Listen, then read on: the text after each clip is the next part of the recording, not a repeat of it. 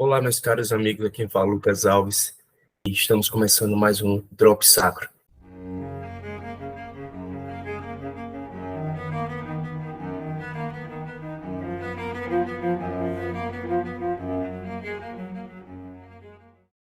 Pessoal, hoje vamos conversar sobre a segunda via de São Tomás de Aquino, continuando essa série com o professor Jonathan Godoy.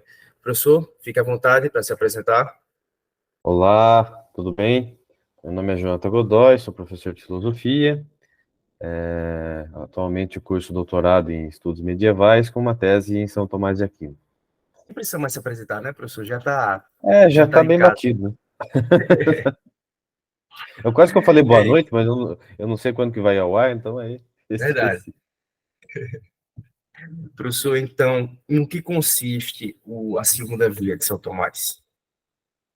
Então, a segunda via é a via causal, né? A via da causa primeira. Ou seja, todas as vias, né? É importante a gente ressaltar isso, elas são baseadas numa observância da realidade, né? E ela é o que a nossa razão constata. De modo que, como eu já disse na primeira via, a única forma de botar em dúvida essa constatação é colocando em dúvida o próprio funcionamento da razão, né? O próprio funcionamento da inteligência. Que seria o argumento cético. Mas, como eu disse, se eu partir da premissa cética, se eu utilizar o ceticismo, se eu levar a sério o ceticismo, eu não concluo nada sobre nada, né? Porque daí absolutamente tudo pode ser enganoso, então ninguém sai da sua própria mente, né? Então, portanto, a observância da realidade nos mostra que tudo que existe não é causa de si mesmo, né? Qualquer substância, e por substância aqui eu falo substância no sentido aristotélico, ou seja, qualquer coisa, né, que exista em si mesma, ela não foi causada por si. Ela foi causada por uma outra substância. Ela veio de outra coisa. Se chama de causa eficiente. Ou seja, tudo tem uma causa eficiente. Tudo foi causado por algo externo a si. Só que quando nós observamos o universo, nós observamos que tudo que existe é uma soma de coisas que têm causa externa. Ou seja, né, nada do que nós observamos no universo foi causa de si, né? Então, necessariamente, é preciso que haja uma primeira causa, né, lá no início do universo, que antecede a tudo ontologicamente e cronologicamente, inclusive, porque antes do início de tudo, ela já deveria existir, né? E que é causa de tudo, mas que, porém, não é causada, né? Ou seja, é a famosa causa incausada, ou seja, causa tudo, mas nunca teve causa. Por quê? Porque a lógica pede isso, né? Uma sequência de causas não pode tender ao infinito, porque se fosse assim, não haveria causa alguma, né? Então, necessariamente, tudo que é causado foi causado por uma primeira causa, né? Repete muito a palavra causa, mas é isso mesmo. Foi causado por uma primeira causa que não é causa, não foi causada por nada, que é causa de si, né? Que, por ser causa de si, né, é o que o próprio Aristóteles chama de ato puro, né? Todas as coisas, elas são compostas por, que a gente já falou na primeira causa, né, de potência e ato, mas o ato puro é só ato, por isso que ele pode ser causa de tudo, né? É o ser necessário. Basicamente é isso, né? Perfeito. A Professor, acho segunda que via. uma das coisas que é bom pontuar, duas na verdade, é a ideia de que a primeira causa como não necessitar de uma causa anterior. Para ilustrar isso, eu gostava muito de falar assim: uma causa pressupõe o movimento do tempo. Uhum, Para o casal, pressupõe a existência do tempo. claro. Então, para algo ser a causa de Deus, algo ser a primeira, para algo causar a Deus, então faz necessário que algo cause a Deus antes da existência do tempo. Então, como Deus está fora do tempo e é a causa primeira do tempo, logo ele é incausável. Incausado. Essa é a ideia que eu gostaria de ilustrar. O que é que o senhor acha? Sim, exatamente, porque a categoria de ser causado é própria da criatura, né? É próprio daquilo que existe no tempo, né? Não necessariamente que existe no espaço, né? Porque se nós falarmos, por exemplo, das substâncias separadas, né, que nós chamamos na religião de anjos, eles não estão em espaço, porque eles não têm matéria, né? Mas estão num tempo, né? Eles têm uma anterioridade, eles passam do anterior ao posterior, então eles foram causados também, né? Agora, Deus não. Deus não está nem no tempo, nem no espaço, né? Ele é a causa do tempo, do espaço, da matéria, né? E de todo o resto. Então, portanto, ele não pode ser causado por nada, né? Aquele argumento circular, né? Porque se a pessoa pensa numa causa de Deus, é essa causa que é Deus. Então, você não está pensando em Deus, você está pensando num demiurgo, ou qualquer outra É, coisa, né? É a mesma questão do bem. Às vezes as pessoas perguntam assim, mas quem garante que Deus é bom? Eu falei, olha, se você começa a pensar se Deus é bom ou não, você não está pensando em Deus.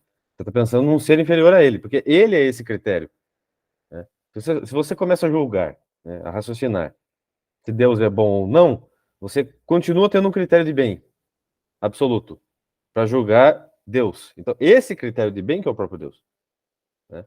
Você está transformando Deus num ente. Você está tirando dele o status de ser e transformando num ente. Aí seria um semideus, um demiurgo, mas não o próprio Deus. O próprio Deus é a medida de todas as coisas, como já disse Platão, né, nas leis. Então, Deus é o critério de bem e ele é a causa primeira, que causa todas as outras coisas. Não tem como. uma outra ideia é do regresso militar, porque se é necessário existir uma causa, porque algo não pode existir eternamente, e como é que o senhor responderia essa objeção? É, porque a pessoa não está sabendo colocar a pergunta direito, né? Porque regresso ao infinito é uma contradição de termos, né? Porque, veja, nós temos causas finais, causas médias, né? E causa final das coisas. Se as causas tendessem ao infinito, é a mesma coisa que dizer que não há causa alguma, né? Porque não teria uma primeira causa que impulsionasse. Se as tendessem ao infinito, não tem primeira causa, né? Se não tem primeira causa, não tem segunda, não tem terceira, não tem quarta. Entende que é algo que se contradiz, é uma contradição de termos? É a mesma coisa que falar por que um quadrado não pode ser redondo? Porque, por definição, causa tem que ter uma causa primeira, né? Agora, tender ao infinito, ela não sairia do nada. É aquela coisa, de novo volta à história do panteísmo, né? Então toda a movimentação seria só uma ilusão, uma capa, né, por cima das coisas e tudo seria eternamente elas mesmas, né?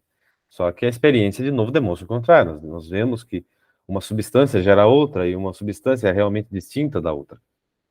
Você dizer que todas as substâncias são iguais em natureza, na verdade, isso sim é uma abstração. Não a simples constatação de que uma substância causa a outra. Não sei se Uma foi outra claro, questão, mas. pode falar. Não sei se foi claro, mas é. Sim, foi claro, sim. Uma Uhum. outra questão também é que a própria ideia de passado infinito vai contra a nossa razão. E Vai também contra contra a o ideia de nosso... passado. É, tipo, se o passado é infinito, o presente nunca chegaria, porque, tipo, É, é, o presidente nunca pensa, chegaria, exato. exatamente, porque, tipo, tem uma série de eventos infinitas para trás, então hoje nunca chegaria. Se um chegou hoje, então quer dizer que o passado não é infinito. Não é Tem também a infinito. ilustração do Hotel de Hilbert, eu acho, também, que mostra que o infinito real vai contra a razão. A gente não nega que existe o infinito potencial, o infinito Exato. hipotético, tal, mas o infinito matemático, mas o infinito real, acho que não pode, não faz sentido existir na realidade. Exatamente. Quando a gente fala assim, os números são infinitos em potência, Sim, não em ato, né? Até porque um número, ele representa, aqui na realidade, um valor, né? E não há matéria infinita no universo. Há muita matéria, mas não infinita, né? Essa que é a questão, né? Então, o seu exemplo foi perfeito. Se o passado fosse... Se houvesse uma sucessão de causas infinitas do passado, nunca chegaria na atual, porque é infinito. Então, se não tivesse princípio, não chegaria no que está hoje, né? Eu sou o e, produto final, né? Eu e você somos produtos finais de uma sequência de causas, sim. né? Se não tivesse uma causa primeira para chegar nisso aqui, que somos nós hoje, né, nós não chegaríamos aqui. Uma coisa que eu já vi também é o pessoal pegando essa ideia de que infinito não existe. Ah, então se Deus é infinito, então não faz sentido isso, então Deus não existe, consequentemente. É porque o pessoal não entende que quando a gente usa o termo de que Deus é infinito, a gente não está se referindo que Deus em Deus existem quantidades infinitas de predicados que ele vai preencher. Não, ele é infinito, é, digamos assim, ilimitado em poder. Ele é todo poder, não que ele tem vários pontos de poder. Seria correto essa definição também, professor? Exato. Deus é o ser infinito. Agora, Por que que é impossível? É aí que tá, as pessoas confundem, né? Quando você fala que não pode ter uma sucessão de causas infinitas, é porque as causas dizem respeito a coisas finitas, né? A soma de coisas finitas não pode ser infinita, né? É aquela coisa, a soma de zero dá zero, né? Então não dá para eu somar um monte de coisas finitas e ter um infinito. Deus não é formado por nenhuma parte finita. Deus é todo infinito, ele é uma coisa só. Ele é toda a substância infinita da potência. Aí potência não no sentido de ato-potência, mas de possibilidade, de poder, né? Ele é a fonte eterna, né, e ilimitada de poder, né? Agora, ele não é uma soma, não há nada finito nele. Agora, as coisas finitas, né, não podem ter nada de infinito nelas, na origem, né? Pode ter na duração, como no caso da nossa alma e dos anjos, né? Elas não vão acabar, né? Aí nesse sentido elas são infinitas, mas elas tiveram um princípio e vão ser infinitas elas mesmas, né? E não numa sucessão de causas. Professor, algumas críticas à segunda via que eu queria que o senhor pudesse analisar. Uma Claro. que a gente está até comentando no off, que era a falta de evidência empírica. A segunda via depende do julgamento lógico e filosófico, mas carece de evidências empíricas diretas. Alguns críticos alegaram que é difícil estabelecer a existência de Deus com base apenas em argumentos racionais. O que é que o senhor acha disso? Eu acho que isso aí é conversa de maluco, né? Porque como é que você fala que é impossível estabelecer com base em argumento racional? Você quer com argumento o quê? Emocional, né? Então, assim, a pessoa se Uma esquece de que prova quando ela vê. matemática, eles querem, né? Querem uma Não, a prova pessoa se, matemática. a pessoa se esquece de quando, por exemplo, ela vê uma evidência científica, material, ela olha para aquilo e compreende aquilo com razão, né? Então, tudo que você compreende é com a razão, né? Nada a pessoa acha que aquilo, por exemplo, quando ela vê um ovo cozinhando, né? Aquilo ali não foi, ela não concluiu com a razão que o ovo cozinha, né? Aquilo ali veio, sei lá, aquilo se impõe. Não, aquilo você observa o fenômeno e tira a conclusão, né? A mesma coisa acontece com a causa primeira. Agora, qual que é a base do erro aí? É a pessoa dizer assim, não dá para eu evidenciar materialmente, né, que tu tem uma causa. Você vai, que tem uma causa primeira, mas como é que você vai buscar na matéria a causa da própria matéria? É a mesma coisa, é aquele exemplo que eu acho que eu já até dei aqui. Você tentar investigar num exame de sangue o caráter de uma pessoa. Mas se o caráter não está na matéria, né, isso significa que eu não posso conhecer o caráter da pessoa? Porque eu não posso constatar o caráter de uma pessoa numa tomografia, num raio-x, num exame de sangue. Aí não dá para constatar que ele é honesta ou desonesta. Não dá para saber, né? Então, assim, é burrice, né? E que nem eu falei, o nada não gera nada. A experiência nos mostra isso, né? Então, como é que a matéria pode ser causa de si mesma? Ou pior, como é que o nada gerou matéria do nada, né? Então, isso aí eles sempre apelam quando você fala isso, né? Eles falam assim, mas não é porque nós não observamos isso que isso é impossível. Olha, é impossível sim, porque o nada não gera Eu acho nada. que isso aqui é uma falácia, né? Eu me esqueci o nome dela agora, mas tipo assim, sempre apela, não, é porque ainda não sabemos agora. Eu É, acho que, eu não sei qual, posso estar enganado, mas creio eu que isso é uma falácia. é uma falácia. Eu não lembro também do nome dessa falácia, exato. Mas é uma falácia, por quê? Porque é constatado seguramente pela razão de que nada não gera nada. Que sempre quando algo é gerado por outra coisa anterior, né? Isso não só na matéria, no conhecimento também. Alguém conhece alguma coisa do nada? Não precisa alguém, você precisa aprender de alguma forma. Tem uma causa daquele conhecimento, né? Ou seja, em tudo, né? Você precisa de uma causa e você precisa de uma causa que seja maior, inclusive, que o efeito, né? Você não vê um bebê dando à luz um adulto, você vê um adulto dando à luz um bebê. Agora, o universo, eles querem teimar que ele surgiu do nada, né? É... Não dá nem para É conversar. engraçado. É engraçado, falando com o senhor, sempre em algum momento vai existir uma alfinetada ao reducionismo, né? Ao reducionismo fiscalista. Senhor, não tem como ele pegar o DNA e saber do caráter dele. Já É, crítica ao fiscalismo. Eu exatamente. concordo com o que o senhor falou, tipo assim, é porque o teísta, ele parte dos efeitos para chegar à causa. Então, A causa. tipo, não é possível chegarmos com um argumento plenamente direto, partindo já do conhecimento de Deus, como a gente vai fazer mais à frente sobre o argumento ontológico Uhum. e os problemas dele. Então, eu acho que é uma crítica até bem descabida. A próxima seria a falta de. Não, isso eu já li. Alternativas para a causa primeira.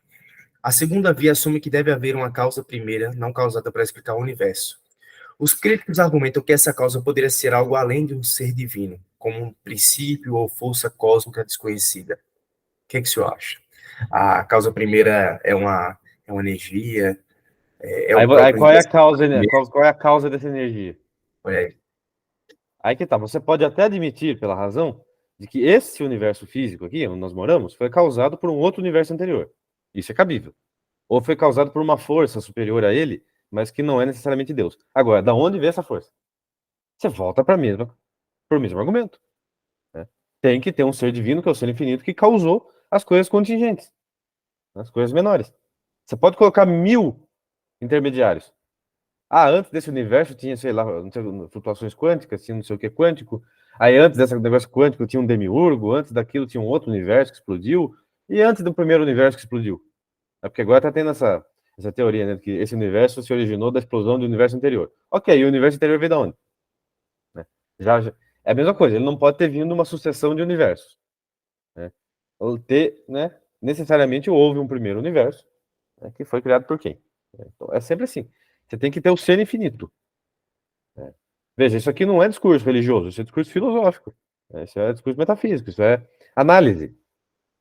Né? A pessoa admitiu que existe um ser infinito, e esse ser infinito é o que nós chamamos de Deus. Uma outra coisa que o pessoal também fala é em relação ao que a gente já discutiu, de que se o princípio de causalidade abrange tudo que existe e conhecemos, como, por exemplo, a física quântica, que na área quântica, no universo quântico, digamos assim, algo surge espontaneamente do nada. Mas acho que a gente já até conversou sobre isso no passado. Quando- Exatamente. A pessoa acha que quando ela observa um fenômeno assim, aquela coisa surgiu do nada, mas ela está dentro do universo. Ou seja, ela não está no nada. Sim, Você está no nada para observar o nada, observar. É impossível estar no nada. Você está dentro do universo. E sim, eu digo a eles. Aí o argumento deles vai contra eles. Você que está observando algo que você não entendeu ainda. Né? Mas aquilo teve uma causa em algo que já existia. Né? Tanto é que você está dentro do universo. Não tem como você estar no nada. Aquilo ali, e aí eu não entendo de física quântica, exatamente, mas só de falar a gente já vê o erro aí. A pessoa diz, ah, aqui eu observei um fenômeno que surgiu do nada. Não surgiu do nada.